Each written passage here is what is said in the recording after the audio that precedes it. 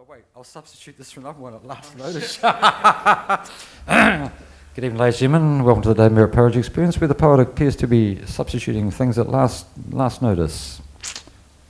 All right, strike a chord. Come on, let's hear your best. Oh, no, you've got to start. Say, hey, do you want me to count you in like a drummer? 1, 2, 3, 4. Oh, wait, that didn't work. Are you ready? 1, 2, 3, 4. Nice. I'm inorganic. Number 2. I'm inorganic.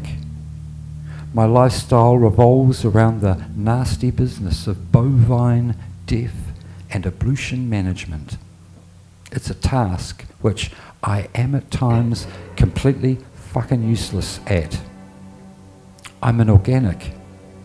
The shit and the urine from my herds of cows and cattle completely fuck the waterways and the soils of vast tracts of New Zealand. I'm inorganic, and of course that means I'm a monoculturalist. I grow grass by the tragic overuse of nitrates and phosphates onto 6 inches of a very fragile topsoil. You can watch my land. Why, it washes away every shower, rainstorm and flood. I am inorganic, so I no longer plant trees for shade or shelter or firewood. Instead, I strip farm big paddocks using an electric fence and a quad bike, reducing my pasture to a muddy quagmire on a daily or weekly basis. I am inorganic. I do not belong to a small, hokey provincial farmers cooperative, gathering milk in cans and delivering it daily to a nearby factory by a horse-drawn cart. No, I'm inorganic, so all of my milk produce now ends up encased in leaching plastics. I'll repeat that, leaching plastics, both here and abroad. I'm inorganic. It means I am mechanized to the max. I'm inorganic. I spray my big pastures with agro-petrochemicals to kill the gorse and the thistle and the dock and the broom. I drench to kill everything. I'm inorganic. My effluent kills the watercress, the eels, the trout in the waterways and creeks and rivers and lakes and culverts. My greed, I'll repeat that, my greed, once more for emphasis, my greed drains the swamps and the wetlands. It fills in pockets of native bush. It recontours the landscape into a flat feedlot. Nothing much lives unless I say so.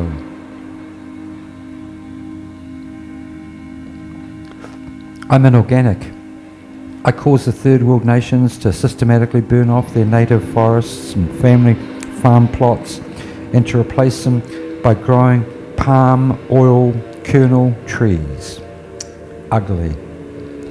I am the inorganic dairy farmer. My cows, they belch and they fart methane. I don't care. I don't care because I'm part of the backbone of the nation. I am above reproach and most environmental law. I'm represented by lobbyists, by spinners, by analysts, by soothsayers and think tank experts. I'm represented by industry sector groups, and I am certainly represented by conservative, corrupt, and right-wing politicians. Full stop. Poem ends. Full stop.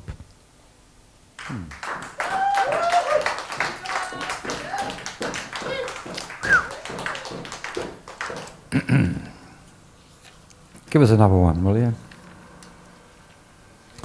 Yep, this is called Coalface. It's about digital wankery.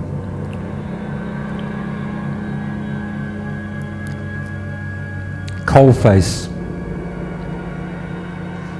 Meet my burgeoning accounts on Google, G-hoo-ha, I-hoo-ha, Facecrack, Mudbook, Twitter, Blogspot,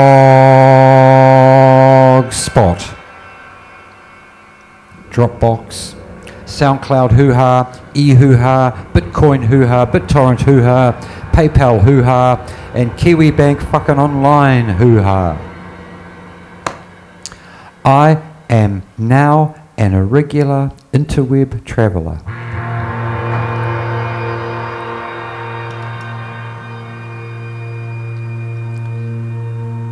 I'm an occasional user, but the data that I create and upload, it stays on the internet in situ, archived and travelling forever. My digi-worlds, they collide. I travel there on an Android and Apple app platform and on bog standard HTML. I cross-post, I cross-pollinate, I cross-fertilize. I set my metadata into motion like those click, clack, click, clack, click, clack, click, clack balls.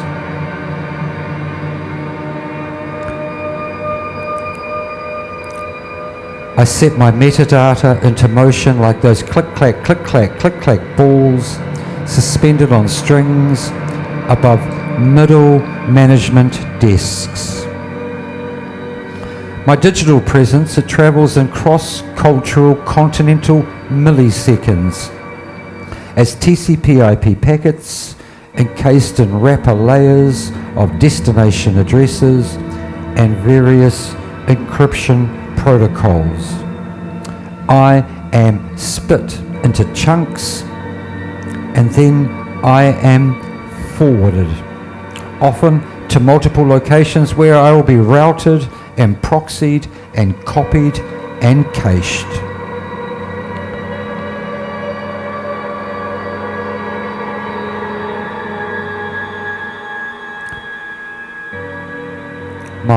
My analog travels invariably start with a pen and a paper, writing in real time, with my head down. Often this is done in public places. I start my digi-travels on a modern tablet or on an old Mac laptop, obsolete beyond belief, with a dodgy power supply, nil battery life, but a still working copy of good old Adobe InDesign CS3 hoo-ha. I am a maker of digital files, as well as these analog handmade objects, which are loosely described as books. Now, these books, they travel all over the world. This much I know.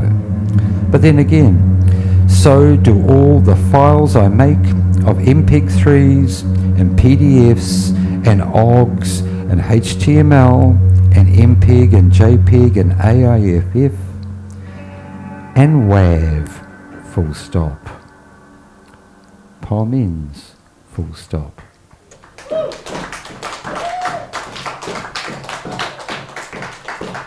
When did you get so good? Ladies and gentlemen, a round of applause, please, for this old bastard over here who just gets better and better with age. How do you do that? Oh, you're too nice.